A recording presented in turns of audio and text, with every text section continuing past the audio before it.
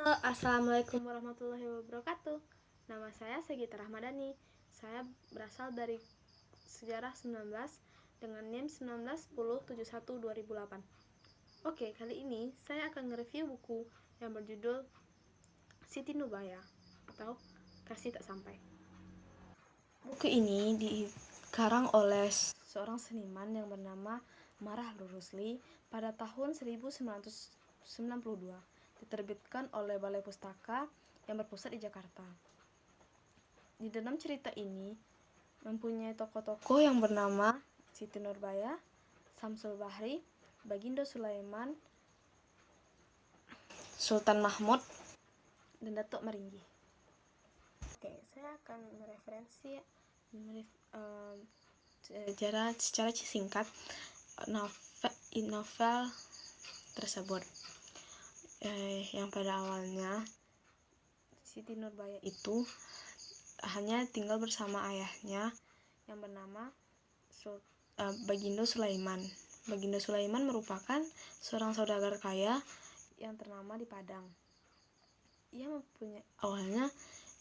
hanya berteman dekat dengan Samsul Bahri yang merupakan tetangganya sendiri.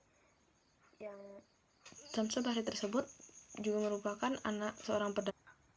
Dan awal mulanya Sultan Mahmud lah yang berutang kepada Datuk Maringgi. Setelah selesai meminjamkan utang, tibalah Samsul Bahri bersama Siti Nurbaya pulang sekolah. Nah, pada waktu itu Datuk Maringgi melihat kecantikan Siti Nurbaya dan ia merasa ada suka kepada Siti Nurbaya tersebut.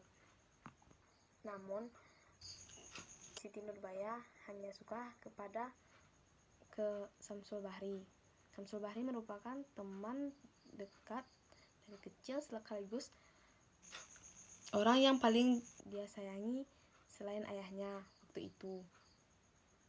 Namun beberapa saat Samsul Bahri pun pergi ke Batavia untuk menuntut ilmu, yaitu sekolah kedokteran. Sebelum berangkat ke sekolah kedokteran, rupanya Samsul Bahri mengungkapkan perasaannya kepada Siti Nurbaya, bahwasanya Samsul Bahri cinta kepada Siti Nurbaya. Setelah itu Siti Nurbaya melepas Samsul Bahri pergi untuk menuntut ilmu ke Batavia. Lepas dari itu, Datuk Maringgi masih menginginkan Siti Nurbaya tersebut. Dia memikirkan bagaimana cara untuk mendapatkan Siti Nurbaya tersebut. Datuk Maringgi ini merupakan seorang pengusaha dan sekaligus rentenir yang sangat licik dan berusaha dengan cara yang tidak baik. Mengetahui ayah Siti Nurbaya ini merupakan saudagar yang kaya, ia berusaha merusak usaha ayah Siti Nurbaya, seperti membakar toko ayahnya, merusak perahu-perahunya, dan pada saat itu ayah Siti Nurbaya bangkrut. Mau tidak mau, hanya satu-satunya jalan untuk meminjam modal kembali, yaitu meminjam utang kepada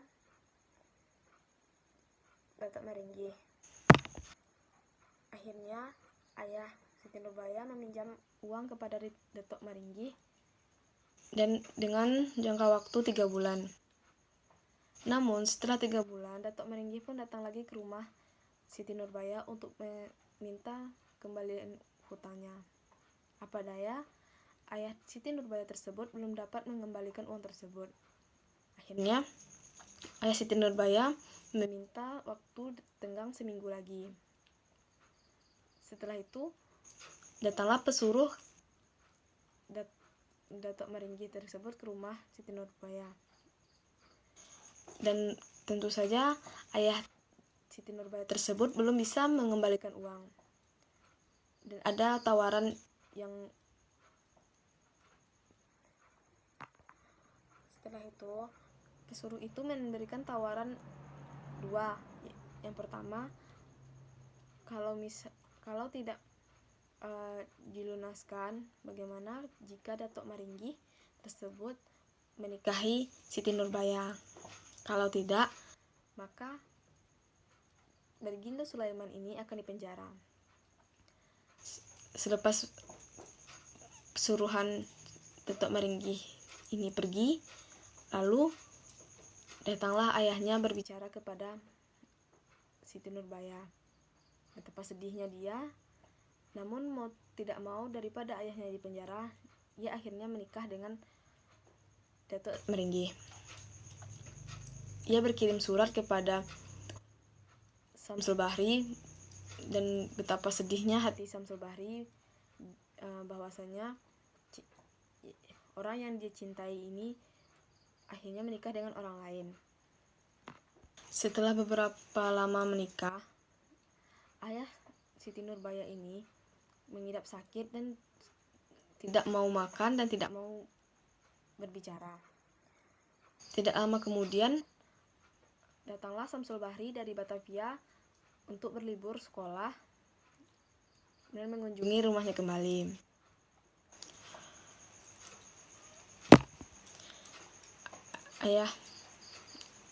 Ayah Siti Nurbaya meminta maaf dan meminta agar Samsul Bahri menjaga Siti Nurbaya. Setelah itu, akhirnya Siti Nurbaya juga datang ke rumah ayahnya untuk menjenguk ayahnya. Betapa terkejutnya dia jika bahwasanya Samsul Bahri juga ada di rumah. Namun ketika tengah malam, Samsul Bahri mengajak Siti Nurbaya untuk bertemu. Tapi akhirnya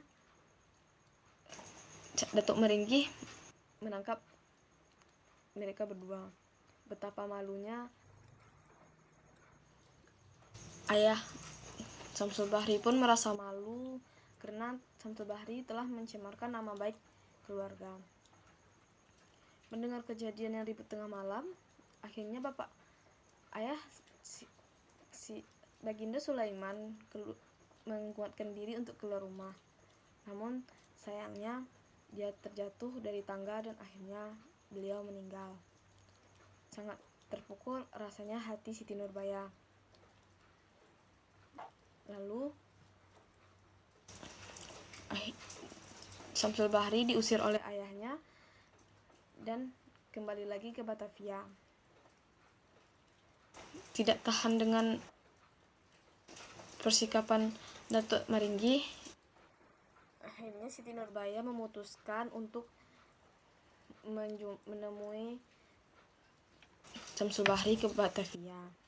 Namun pas di tengah kapal, Siti Nurbaya dicelakai oleh seorang, itu adalah susuruh Datuk Meringgi. Akhirnya Siti Nurbaya tersebut dirawat di rumah sakit di Batavia. Setelah sembuh, mau tidak mau ada pesuruh Datuk Meringgi untuk menjemput Siti Nurbaya pulang ke Padang, bahwasanya ia mengirimkan surat pernyataan, yaitu Siti Nurbaya telah mencuri segenap harta dari Datuk Meringgi. Betapa terkejutnya Siti Nurbaya. Tapi mau tidak mau dia tetap menjalani proses itu. Setelah sehat, akhirnya Siti Nurbaya pulang ke Padang. Di Padang, sambil menunggu waktu sidang itu, dia bercengkrama dengan sepupunya.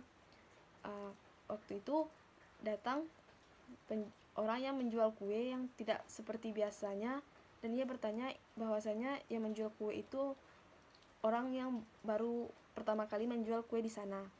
Dengan gelagat yang aneh, namun Siti Nurbaya mengabaikannya. Dia memberi tiga potong lemang dan memakannya. Tapi lemang tersebut agak berasa pahit. Dia masih berpikir kalau itu bisa jadi gulanya hangus. Setelah beberapa suap makan, Siti Nurbaya tersebut merasa mual dan akhirnya Siti Nurbaya juga meninggal. Berita menyedihkan itu dikirim lagi ke Syamsul Bahri. Betapa terpukulnya Syamsul Bahri mendengar orang yang dia cintai juga telah meninggalkannya selamanya. Syamsul Bahri mencoba untuk melakukan bunuh diri, namun gagal. 10 tahun kemudian, akhirnya Syamsul Bahri menjadi seorang militer. Pada saat itu, Syamsul Bahri mendapat perintah untuk menyerang kota Padang kala itu yang sedang memanas. Setelah datang sampai ke kota Padang, perlawanan pun tidak bisa dielakkan. Akhirnya Syamsul Bahri melihat orang yang selama ini yang dia dendam mau melarikan diri dari serangan itu. Namun naas, dia mencoba mengejar Datuk Maringgi yang kejam itu, yang licik itu. Tapi akhirnya Datuk Maringgi itu tertembak dan Syamsul Bahri mendapatkan tikaman dari Datuk Maringgi. Setelah itu Syamsul Bahri pun dilarikan ke rumah sakit dan ia meminta orang untuk menyuruh ayahnya datang ke rumah sakit. Betapa terkejutnya ayahnya bahwasanya yang di depan matanya merupakan anaknya sendiri, dan juga akhirnya dia meninggal. Simpulannya itu, cerita ini bisa kita ambil pelajarannya, yaitu jika kita menginginkan sesuatu yang benar-benar kita menginginkannya, raihlah dengan cara yang baik dan tidak merugikan orang lain. Bahkan dengan cara yang licik pun kita dapat merugikan diri kita sendiri. Dan kalau dalam segi pengusaha atau berdagang, janganlah sesekali merasa iri atau dengki sesama pedagang lainnya, dan jangan pernah merasa yang paling hebat di antara yang lain. Dan menurut saya, novel ini sangat menarik. Saya selain membaca novel ini, saya juga akhirnya tertarik untuk menonton filmnya, dan betapa menghayati semua. Kalau menghayati dalam film sama dengan novel ini sangat menarik bagi saya. Saya selain membaca novel ini, saya juga akhirnya menonton film Siti Nurbaya yang berdurasi 3,5 jam, dan akhirnya saya mencermati alur ceritanya yang benar-benar banyak memakai adat Minang, yang memakai budaya yang kental, dan pemeran tokohnya sangat bagus.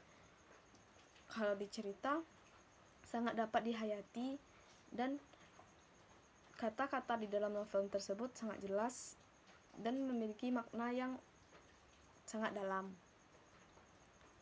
Saya juga sangat tertarik membaca novel-novel atau menonton film-film klasik Indonesia seperti ini. Dan sekian dari saya. Assalamualaikum warahmatullahi wabarakatuh.